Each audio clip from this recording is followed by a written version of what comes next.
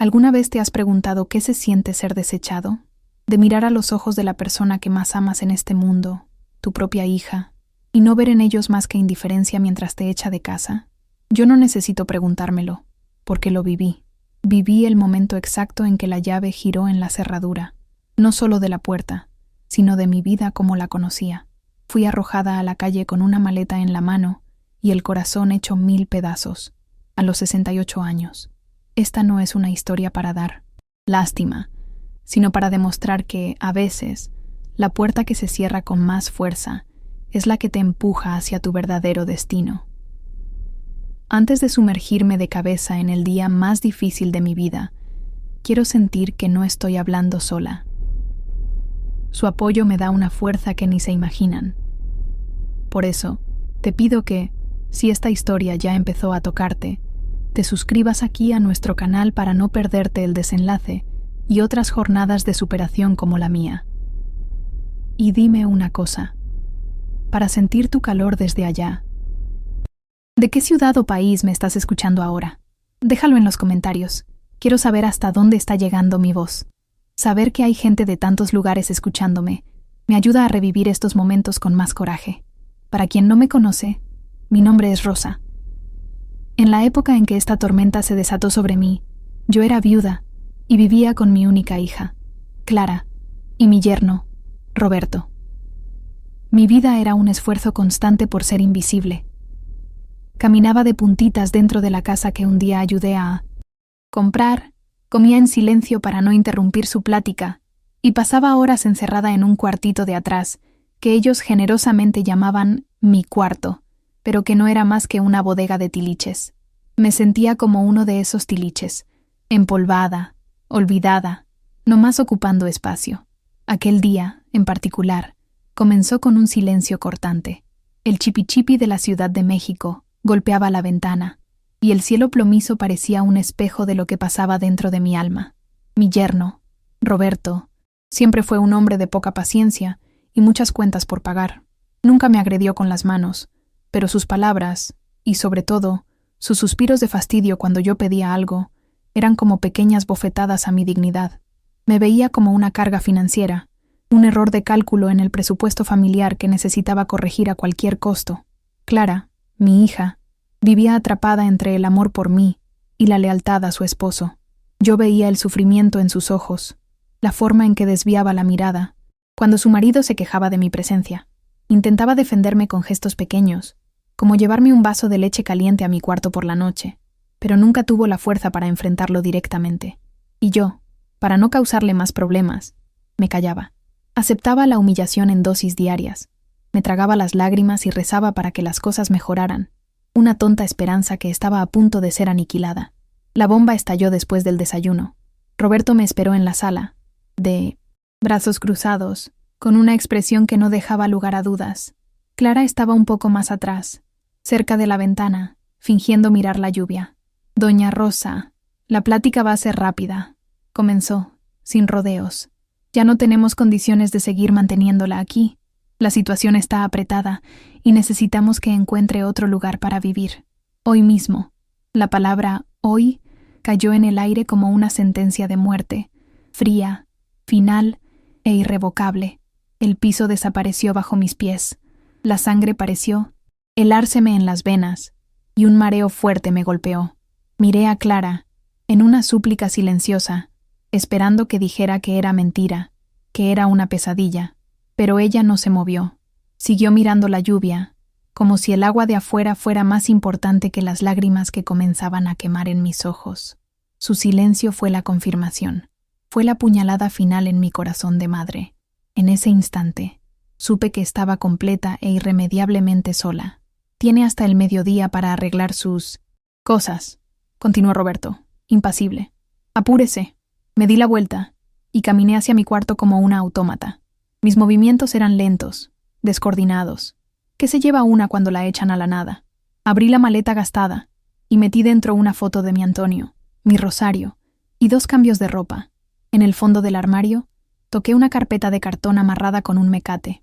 Dentro de ella, los documentos de un terreno olvidado, herencia de mi padre, al que ellos siempre llamaron el terreno baldío. inútil de la abuela. Con un cuidado que ni yo sabía que tenía, puse la carpeta en el fondo de la maleta. Al mediodía en punto, yo estaba en la puerta. Roberto abrió, sin decir una palabra, solo indicando la salida con la cabeza. Pasé a su lado y miré por última vez a mi hija. Nuestros ojos se cruzaron por un segundo. Vi en ellos una mezcla de dolor, vergüenza y alivio. Ese alivio fue lo que más me dolió. Estaba aliviada de deshacerse de mí. No hubo abrazo, no hubo un «perdóname, mamá», no hubo nada. Solo la puerta cerrándose detrás de mí, con un clic seco y definitivo. Afuera, la llovizna fina me abrazó. Ahí, parada en la banqueta, con una maleta que contenía mi pasado y mi futuro, lloré. Lloré por la traición, por el abandono, por la humillación. Seguro me miraron desde la ventana, satisfechos de haber resuelto el problema. Lo que ellos no se imaginaban era una cosa. Aquel terreno baldío inútil que llevaba en la maleta, ese pedazo de tierra que tanto despreciaron, valía más que todo lo que tenían y todo lo que soñaban tener. Ellos cerraron la puerta a una carga, pero abrieron la puerta a mi liberación, y la lección más grande de sus vidas estaba a punto de comenzar. Caminé sin rumbo durante horas. La llovizna se había convertido en una lluvia fría e insistente que empapaba mi abrigo y pesaba sobre mis hombros, pero apenas la sentía. Mi frío era por dentro. Las calles de la ciudad, siempre tan familiares, de repente me parecían un laberinto hostil. Los coches pasaban, salpicando agua sucia en mi dirección. La gente se desviaba de mí con sus paraguas, apurada por llegar a algún lugar, mientras yo no tenía a dónde ir. Cada rostro que pasaba era un recordatorio de mi invisibilidad. Era una anciana de 68 años, empapada y sin destino, un fantasma en medio de la multitud. El cansancio finalmente venció a la adrenalina de la humillación. Mis piernas dolían, mis pies protestaban dentro de los zapatos mojados. Encontré una placita olvidada entre 2 edificios altos, con una única banca de concreto, y me derrumbé ahí. La lluvia golpeaba las hojas de los árboles y creaba una melodía triste que combinaba con mi estado de ánimo. En ese momento, la oscuridad me abrazó por completo. Pensé en rendirme. Pensé que tal vez sería más fácil simplemente cerrar los ojos y dejar que el frío me llevara. ¿Qué más me quedaba? Pero entonces, mi mano, buscando algo de calor dentro de mi bolsa, tocó la carpeta de cartón. Su rigidez, su textura áspera, me devolvieron a la realidad. Con los dedos temblorosos y entumecidos por el frío, saqué la carpeta a mi regazo. El mecate estaba flojo y se deshizo con un leve toque.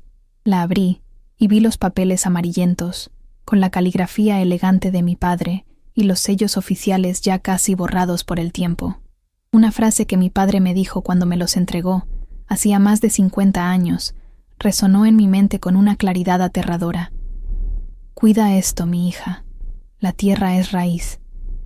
Y quien tiene raíces no se cae con cualquier viento. En ese momento, escuchando su voz en mi memoria, sentí una chispa de algo que creía haber perdido para siempre. La terquedad.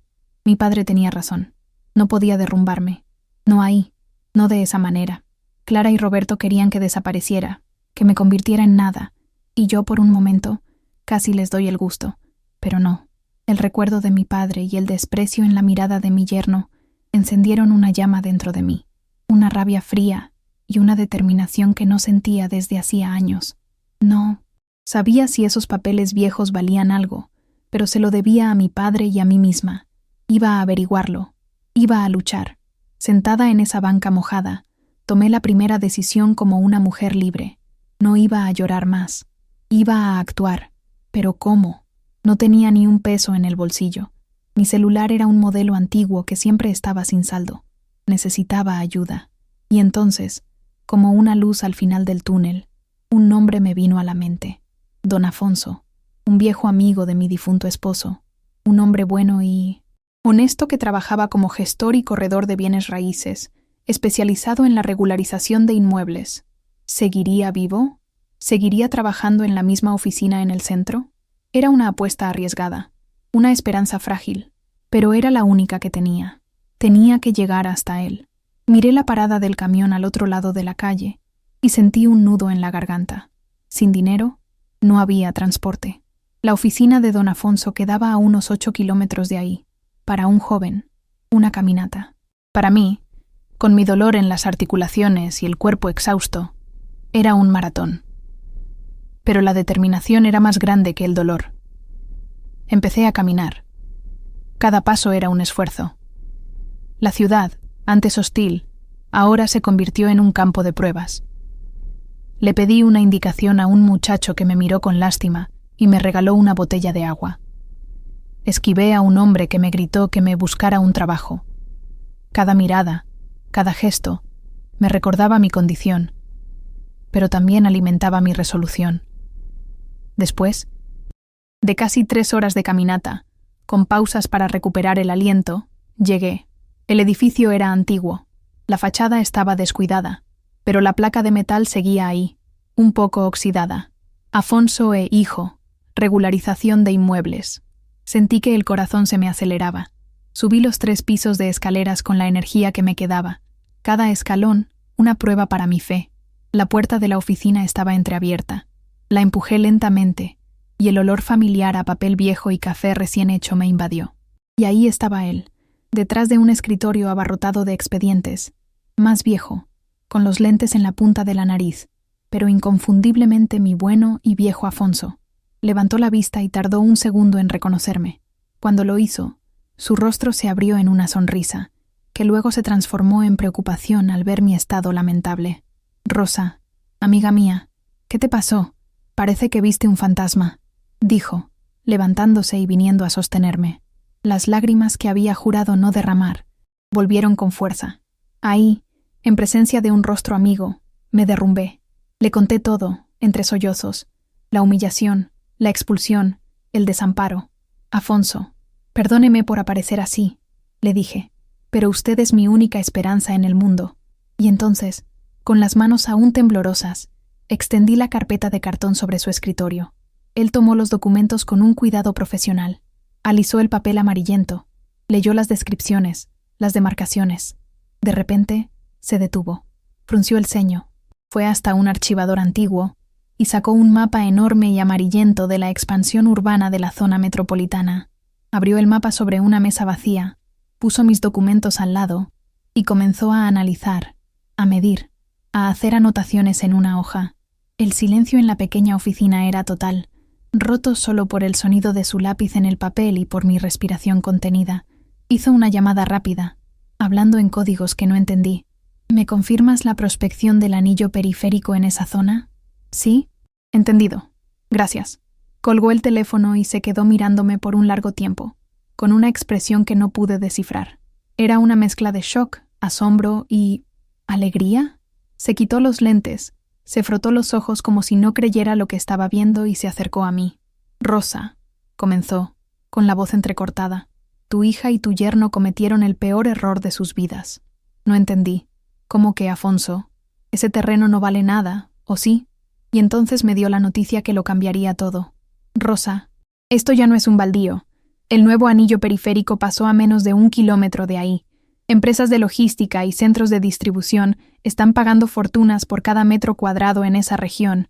Amiga mía, no estás desamparada, eres millonaria».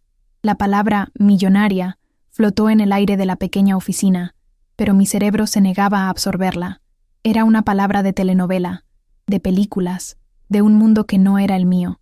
Mi mundo, hasta hacía unos minutos, era una banca mojada en una plaza, y la incertidumbre de dónde pasaría la noche. Me quedé mirando a don Afonso, esperando que se riera y dijera que era una broma para animarme, pero su rostro estaba serio, casi solemne. No sentía alegría, sentía un vacío, un vértigo, como si el piso hubiera desaparecido de nuevo, pero esta vez lanzándome hacia arriba, hacia un lugar desconocido y aterrador. Don Afonso, al darse cuenta de mi estado de shock, tomó mi mano con gentileza. «Calma, Rosa, siéntate, te voy a explicar bien». Con una paciencia de santo, me mostró en el mapa el trazo de la nueva autopista, señaló los logotipos de grandes empresas que ya se habían instalado cerca de mi terreno y me mostró anuncios de periódico con los precios exorbitantes de los inmuebles en la zona.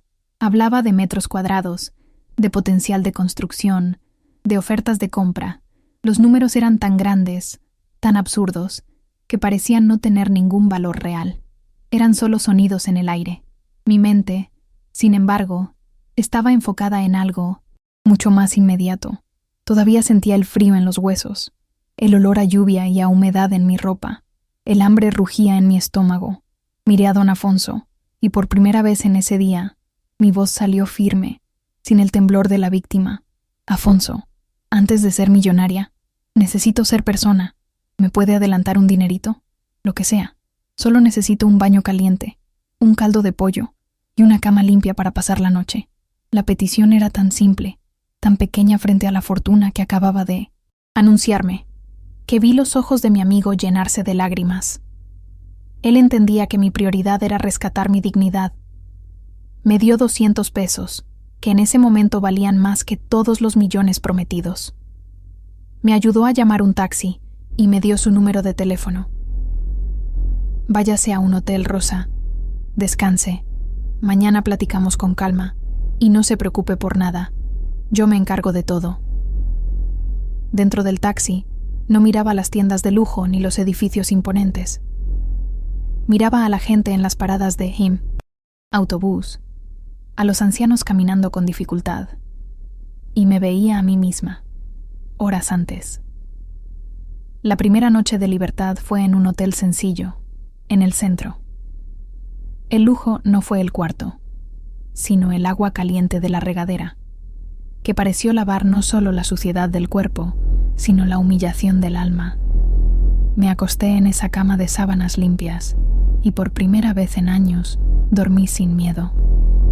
Desperté a la mañana siguiente con los rayos del sol entrando por la ventana. Por un instante, la confusión. ¿Dónde estaba? Pensé que todo había sido un sueño, la expulsión, la lluvia, la noticia, pero al ver mi ropa secándose en la silla y sentir el silencio pacífico del cuarto, la realidad se asentó. Fui al espejo y encaré a la mujer que me devolvía la mirada. Era el mismo rostro arrugado de siempre, el mismo cabello blanco y escaso, pero los ojos... los ojos tenían una luz diferente. No era arrogancia, era la luz de la posibilidad, la luz de quien sabe que, por primera vez en la vida, tiene el poder de elegir su propio camino. Bajé a desayunar al pequeño restaurante del hotel. Mientras revolvía el azúcar en mi café con leche, el plan comenzó a nacer en mi mente. La primera imagen que me vino no fue de una casa lujosa para mí, ni de ropa cara o viajes. La imagen que se formó fue la de mi propio rostro, desamparado, en aquella plaza lluviosa. ¿Y si otras mujeres, otras ancianas, estuvieran pasando por lo mismo en ese preciso momento? ¿Y si pudiera crear un lugar donde ninguna señora se sintiera como yo me sentí? Un lugar seguro, cálido, donde la dignidad no fuera un lujo, sino un derecho. La idea del refugio nació ahí, no de la riqueza, sino del dolor. Con el corazón latiendo fuerte con mi nueva misión, tomé el teléfono y le llamé a don Afonso. Mi voz ya no era la de la mujer desesperada del día anterior. Era calmada, enfocada. Buenos días, Afonso. Soy yo, Rosa. Estoy lista para empezar. Le conté mi idea, aún en pañales. No quiero un palacio para mí, Afonso. Quiero construir un puerto seguro para quienes no tienen a dónde ir. Quiero un lugar donde las puertas se abran, en lugar de cerrarse en la cara de la gente. Del otro lado de la línea, hubo un silencio conmovido. Rosa, usted es una de las almas más nobles que he conocido. Cuente conmigo para ser su brazo derecho. Haremos esto juntos. Las semanas siguientes fueron una sucesión de novedades. Don Afonso armó un equipo. Tuve reuniones con abogados, con inversionistas, con consultores. Eran hombres de traje, hablando un lenguaje que apenas entendía, lleno de términos como due diligence, liquidez y aportación. Yo solo me sentaba, escuchaba, y al final miraba a Afonso, que me traducía todo con un asentimiento de cabeza o una mirada tranquilizadora. Firmaba los papeles que él me indicaba, siempre recordando que esas firmas frías y formales eran los ladrillos para construir mi sueño cálido y humano. Finalmente, el día llegó. La venta de una parte del terreno se concretó. El dinero, una cantidad que todavía me costaba pronunciar, fue depositado en una cuenta que Afonso me ayudó a abrir. Me llevó a un cajero automático y me enseñó a sacar un estado de cuenta. Cuando el papelito salió y vi ese número, esa fila de ceros después de un dígito inicial, mis piernas flaquearon de nuevo. Ya no era una promesa, era real. Ese pedazo de papel en mi mano era la prueba. Era el poder de construir, de ayudar, de transformar. El poder de garantizar que yo, y muchas otras, nunca más seríamos invisibles. Unos días después, Afonso me llevó a visitar un inmueble, una antigua casona, grande, un poco decadente, pero con una estructura fuerte y un patio espacioso, en un barrio tranquilo. Era perfecta. Me paré frente al portón de hierro y miré mi reflejo en el vidrio empolvado de una de las ventanas de la planta baja. Vi a la misma Rosa, pero también vi a la mujer que lloraba en la banca de la plaza, a la hija que fue expulsada, a la viuda solitaria. Ellas todavía estaban ahí, pero ya no. Me dominaban. Eran mi fuerza, mi historia. Con una sonrisa, le susurré al viento, como si hablara con mi padre. Tenía razón, papá. El viento sopló con toda su fuerza, pero la raíz aguantó firme. Ahora, con permiso, que tengo todo un jardín que plantar. La compra de la casona fue solo el comienzo. Los meses siguientes fueron de un polvo y un ruido que alegraban mi alma. No fui una dueña de obra ausente, que solo aparecía para ver el resultado. Estuve ahí todos los días, con mi sombrero y mi botella de agua, platicando con los albañiles, los electricistas, los pintores. Opinaba en todo. Quería rampas en lugar de escaleras, barras de apoyo en todos los baños, ventanas amplias que dejaran entrar el sol. Elegí personalmente los tonos de amarillo y durazno para las paredes, colores que traen calidez y alegría. El lugar fue bautizado como Hogar Refugio de las Rosas, pues mi sueño era que toda mujer que entrara ahí se sintiera como una flor rara, cuidada y valorada. Pero un hogar, no, está hecho solo de ladrillos y pintura. Necesita un corazón que palpite. Con la ayuda incansable de don Afonso, comencé a formar nuestro equipo. No quería solo profesionales, quería seres humanos. En cada entrevista con enfermeras, cocineras, fisioterapeutas y trabajadoras sociales, les contaba un pedazo de mi historia. Les explicaba que el principal requisito para trabajar con nosotros no era el título en la pared, sino el respeto en la mirada y la paciencia en el corazón. Buscaba personas que entendieran que la dignidad es el remedio más importante para el alma y que cada señora que llegara ahí era la madre, la abuela o la tía de alguien. El día de la inauguración llegó. No hubo fiesta con políticos ni prensa. Fue una ceremonia sencilla, íntima. Las primeras 5 residentes llegaron, una por una. Recuerdo a doña Amelia, cuyos hijos la metieron en un asilo y nunca más la visitaron, y a doña Lourdes, que perdió su casa a manos de un usurero después de que su esposo falleció. Recibía cada una de ellas en el portón, no como la dueña del lugar, sino como una de ellas. Sea bienvenida a su nuevo hogar, mi querida, les decía, y el abrazo que nos dábamos era de un alivio compartido, de quien finalmente encuentra un puerto seguro después de una larga tormenta. La vida en el hogar de las Rosas floreció. La rutina estaba llena de vida. Teníamos una hortaliza en el patio donde sembrábamos nuestras propias hierbas de olor. Las tardes estaban llenas de talleres de artesanías, clases de baile para mayores y sesiones de cine con películas de la época de oro que nos hacían reír y llorar. Yo misma tenía mi cuarto, sencillo e igual al de todas las demás, y participaba en todas las actividades. Yo, que me sentía un estorbo en la casa de mi hija, ahora era parte de una familia con más de 20 mujeres, cada una con su historia, sus dolores y sus alegrías. La soledad, esa fiel compañera durante tantos años, finalmente me había abandonado. Mientras mi vida se llenaba de colores, la de Clara y Roberto, como supe mucho tiempo después, se desteñía a un gris profundo. El alivio inicial de verse libres de mí rápidamente dio paso a la codicia. Roberto, sintiéndose un genio de las finanzas por haberse ahorrado mi manutención, decidió que era hora de dar el gran golpe. Pidió un préstamo altísimo, en contra de la voluntad de Clara, e invirtió todo en instrumentos de alto riesgo, que un amigo le recomendó, soñando con triplicar el dinero en pocos meses.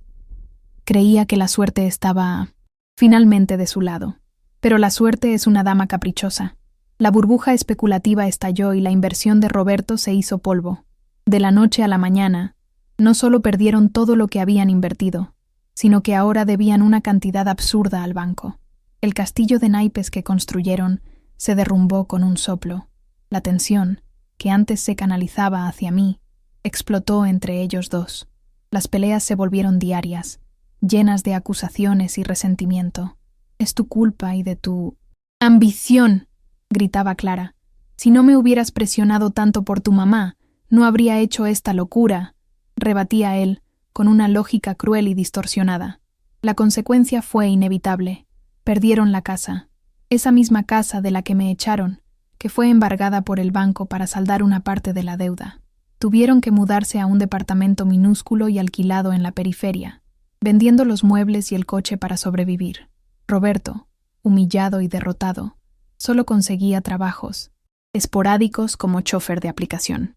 Y Clara, mi hija, que siempre se enorgulleció de sus manos bien cuidadas, tuvo que conseguir un empleo como afanadora en un edificio de oficinas para ayudar a pagar las cuentas.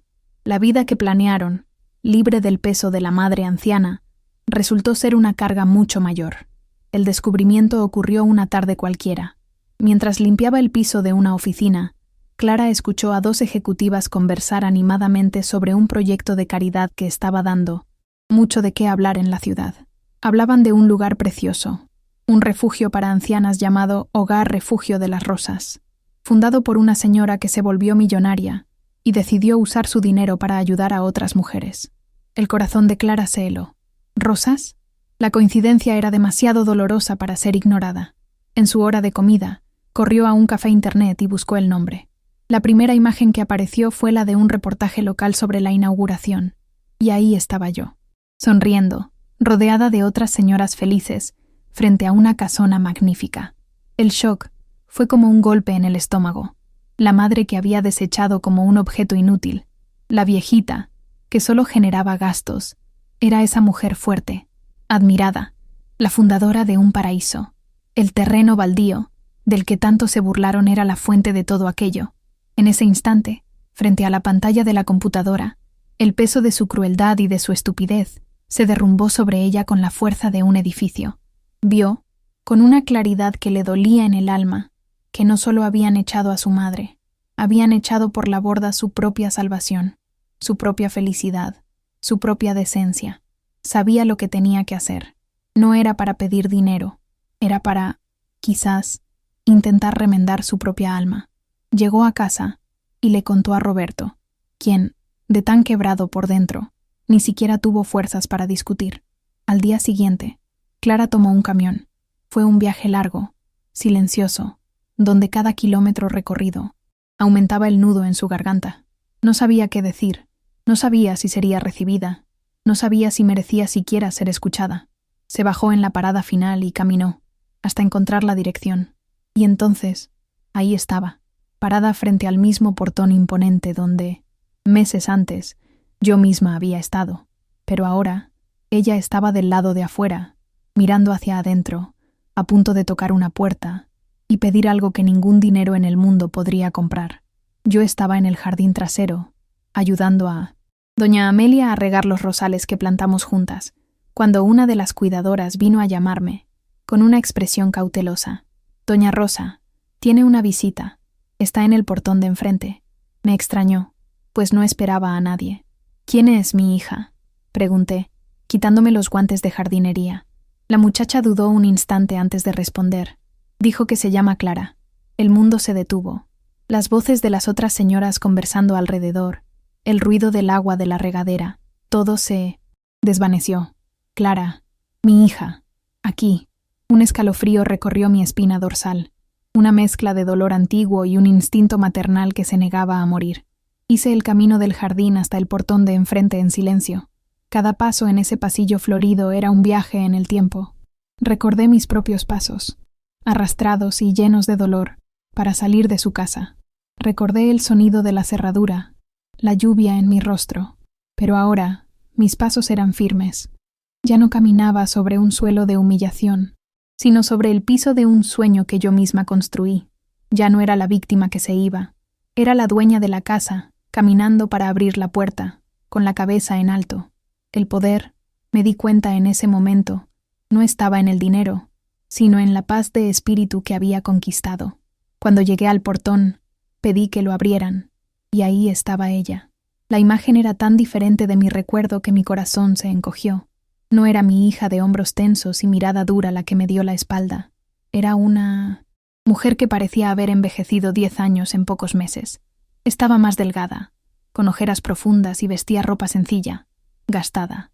Sus ojos, antes llenos de impaciencia, ahora rebosaban un dolor y un cansancio que yo conocía muy bien. Nos quedamos mirando por un largo instante, yo desde adentro de mi paraíso, ella desde afuera de su infierno personal. Fue ella quien rompió el silencio, o mejor dicho, lo intentó. Su boca se abrió, pero lo que salió fue un sollozo, un sonido desgarrador que parecía venir del fondo del alma. «Mamá», logró decir, y la palabra vino cargada de tanto arrepentimiento que me desarmó por completo. «Mamá, perdóname». Y entonces se derrumbó. Las lágrimas que no derramó por mí el día de mi expulsión, las derramó ahí, en la banqueta, un llanto de culpa, de vergüenza, de desesperación. Cayó de rodillas, no por teatro, sino como si el peso de sus acciones finalmente le hubiera quebrado la columna. En ese momento, una elección se presentó ante mí. Podría ser la Rosa antigua, la madre herida, y decirle todo lo que merecía escuchar. Podría enumerar cada lágrima que lloré, cada noche que pasé en vela, cada pedazo de mi dignidad que ella y su esposo pisotearon. Pero, ¿qué me traería eso? Mirando esa figura destruida en el suelo, no vi a la agresora. Vi a mi niña, a mi Clara, perdida y sufriendo. Sin pensarlo 2 veces, avancé y me agaché. No dije nada. Simplemente la levanté con la fuerza que no sabía que tenía y la envolví en un abrazo de madre, que no cuestiona, no juzga, solo acoge. Ella se aferró a mí como una niña asustada. La llevé adentro, pasando en silencio junto a las otras residentes, que miraban con una compasión respetuosa. No la llevé a mi oficina, como si fuera una reunión de negocios. La llevé a mi cuarto, mi espacio seguro. Le di un vaso de agua con azúcar, como hacía cuando era pequeña y se caía de la bicicleta. Le entregué una toalla para que se secara el rostro. Eran gestos simples, automáticos, de una maternidad que estaba dormida, pero nunca muerta. Era una inversión de papeles. Ahora era yo quien le ofrecía refugio y consuelo. Después de que el llanto disminuyó, habló. Me lo contó todo. La ruina financiera, la pérdida de la casa, la humillación del nuevo empleo, las peleas con Roberto. Habló sin parar, como si necesitara expulsar todo el veneno que la consumía por dentro. Y yo escuché. No interrumpí, no la juzgué. No dije, te lo mereces, o te lo advertí. Solo escuché, con el corazón apretado, la triste historia de la caída de mi propia hija, y sentí una inmensa compasión. La vida ya le estaba dando una lección mucho más dura que cualquier palabra que yo pudiera decir. Cuando terminó, se secó las lágrimas con el dorso de la mano y me miró. No vine a pedirte dinero, mamá. Ni siquiera sé por qué vine. Creo que solo necesitaba pedirte perdón. Ya me voy, pero la detuve. No vas a ir a ningún lado en ese estado, le dije, con una calma que nos sorprendió a ambas. No te voy a dar dinero, Clara. El dinero fácil es una maldición. Fue lo que destruyó tu vida. Pero te voy a dar algo más valioso, una oportunidad. Te ofrezco un trabajo, un nuevo comienzo. Me miró atónita. ¿Un trabajo? ¿Aquí?, susurró incrédula. Sí, confirmé. Tenemos una vacante en la cocina para ayudar a doña Lucia. El sueldo es modesto, el trabajo es duro, y serás tratada como cualquier otra empleada. Vivirás en un pequeño cuarto al fondo, el cuarto de los empleados. Es tu oportunidad de reconstruir tu vida con tus propias manos, con dignidad. La elección es tuya.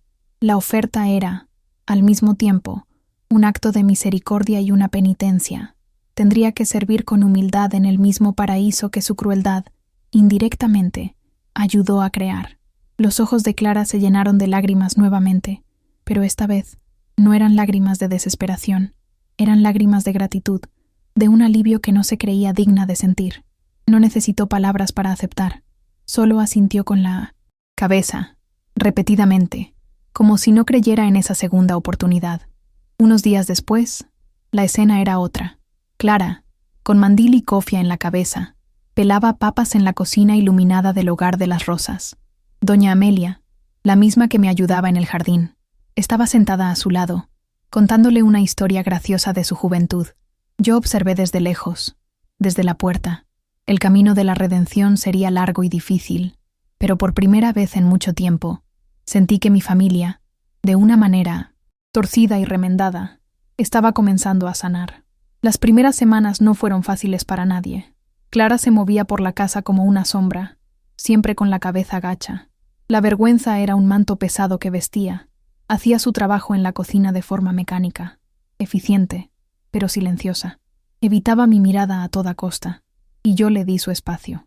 Entendí que su curación no vendría de mí, sino de dentro de ella misma. Las otras residentes y empleadas, siguiendo mi ejemplo, la trataban con una cordialidad distante. No había hostilidad, pero tampoco el calor y la camaradería que eran la marca de nuestro hogar. Clara estaba en una isla, y ella misma había construido el mar a su alrededor. Poco a poco, sin embargo, la rutina comenzó a obrar su magia. El trabajo físico, pesado y honesto, parecía ser el único remedio capaz de aquietar la mente atormentada de mi hija. Pelar kilos de papas, trapear el piso hasta que brillara, escuchar las pláticas y risas de las cocineras. Todo eso la mantenía en el presente, lejos de los fantasmas del pasado, y, lentamente, comenzó a observar. Veía a doña Lourdes robar un pedacito de pan de elote para comer más tarde. Oía a doña Amelia contar por 10ª vez la historia de su primer beso. Empezó a ver a esas señoras no como un grupo anónimo, sino como personas, individuos con manías, nostalgias y alegrías. La empatía, semilla que yo creía muerta en ella, comenzó a brotar. Una noche, entré a la cocina por un vaso de leche y la encontré sentada, en un banquito, masajeándose los pies, con una expresión de agotamiento profundo. Por un momento, dudé, pero mi corazón de madre habló más alto. Me acerqué, tomé otra taza y le serví leche a ella también. Nos sentamos en silencio por un minuto. «El trabajo es pesado, ¿verdad?», pregunté, rompiendo el hielo. Ella solo asintió con la cabeza, sin mirarme. Al principio, duele todo el cuerpo. Después, una se acostumbra. Fue una plática sobre nada, pero fue nuestra primera conversación en meses que no era sobre el pasado, era sobre el ahora, un pequeño puente de madera sobre un abismo.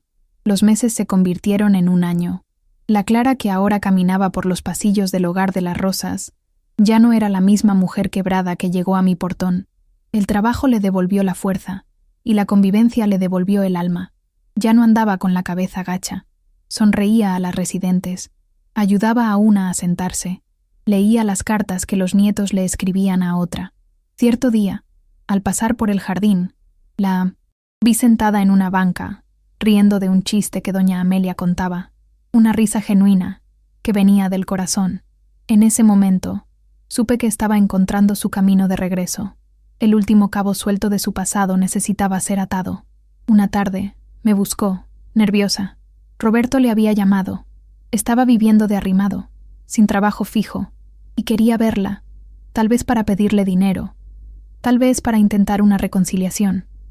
Estaba perdida, sin saber qué hacer. La miré fijamente a los ojos y vi a la mujer fuerte en la que se estaba convirtiendo. «Mi hija, esa es una decisión que solo tú puedes tomar», le dije con calma. «No te voy a decir qué hacer. Solo escucha a tu corazón y haz lo que te traiga paz. Ya no me debes obediencia, te debes lealtad a ti misma». Fue a su encuentro. Cuando regresó, horas después, su rostro estaba sereno. Me contó que lo encontró aún más derrotado de lo que ella había estado un día. Él le pidió perdón, le pidió dinero, le pidió que volviera, y ella, con una calma que ni ella sabía que poseía, le negó todo. Le dijo que lo perdonaba, no por él, sino por ella, para poder liberarse de ese capítulo. Le dijo que tenía una nueva vida, y que él no formaba parte de ella. Le dio el poco dinero que tenía en la cartera para el camión, y se despidió. Ese día, Clara no solo cerró una puerta a su pasado, sino que abrió una ventana a su futuro. A partir de ese momento, algo cambió. La dedicación de Clara al hogar se convirtió en su misión de vida. Ya no era solo una empleada. Comenzó a organizar noches de lotería, sesiones de cine, e incluso un pequeño coro con las residentes más animadas. Su capacidad de organización, que antes usaba para administrar la casa con su esposo, ahora la usaba para traer alegría a esas mujeres. Estaba usando sus talentos para el bien, y eso la curaba día tras día. Finalmente, se había ganado el respeto de todos, no por ser mi hija, sino por sus propios méritos. La prueba definitiva de nuestra reconciliación ocurrió de forma silenciosa, como las cosas más importantes de la vida. Yo bajaba la escalera principal cuando mi rodilla, ya cansada de mis casi 80 años, flaqueó. Perdí el equilibrio por un instante. Antes de que pudiera siquiera asustarme, los brazos firmes de Clara estaban a mi alrededor, sosteniéndome. Nuestros ojos se encontraron. En esa mirada, todo fue dicho. La petición de perdón, la aceptación, el dolor del pasado y la gratitud del presente. No necesitamos palabras. El amor, el verdadero amor de madre e hija, se manifestó ahí, en ese gesto de cuidado, más poderoso que cualquier disculpa. El tiempo, ese señor sabio, continuó su curso. Mis pasos se volvieron más lentos. Mi energía ya no era la misma. Sabía que no podría dirigir el hogar para siempre. Llamé a Clara a mi pequeña oficina.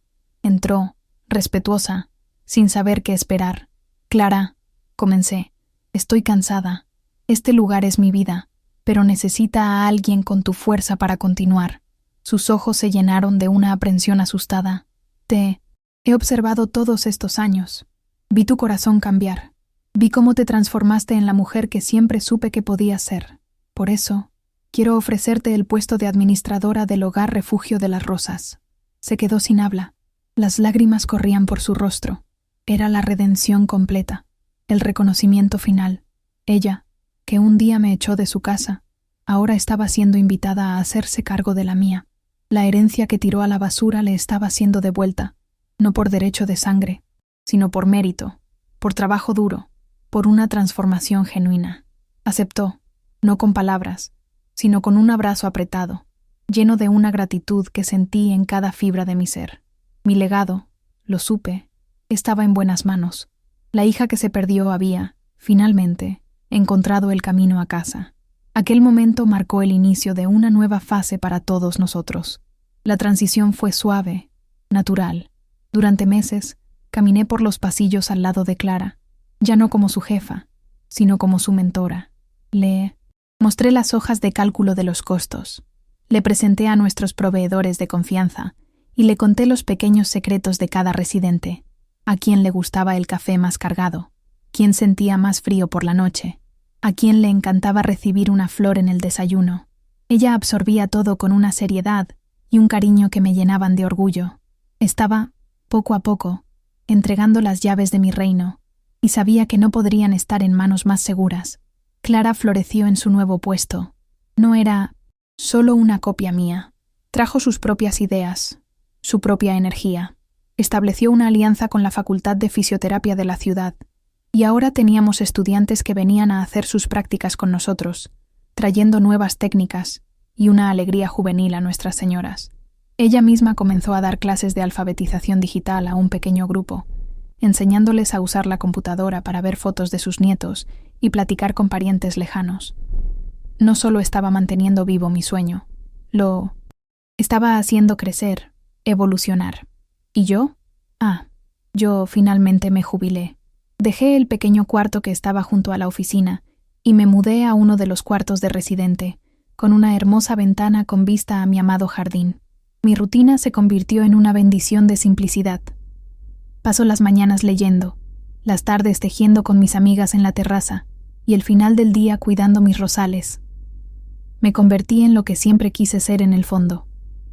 Solo una rosa más en el jardín, sin el peso del mundo sobre mis hombros, finalmente disfrutando de la paz que tanto luché por construir para las demás y para mí.